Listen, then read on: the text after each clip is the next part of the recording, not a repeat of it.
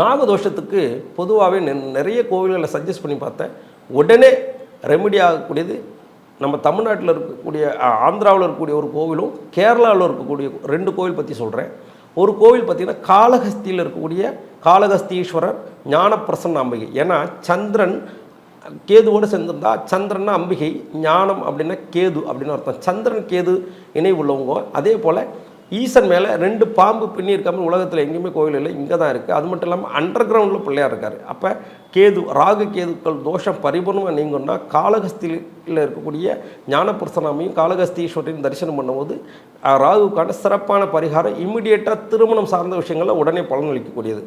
அது மட்டும் இல்லாமல் கேரளாவில் இருக்கக்கூடிய மன்னார் சாலா, இங்கே வந்து 1.5 லட்சம் பாம்பு இன்னும் உயிரோடையே இருக்குது. அங்கே பார்த்திங்கன்னா பெண் நம்பூதிரிகள் தான் பூஜை பண்ணுறாங்க. எல்லாமே ராகு கேது விஷயமாகவே இருக்கும். அங்கே பார்த்திங்கன்னா தம்பூராலாம் வாசிப்பாங்க.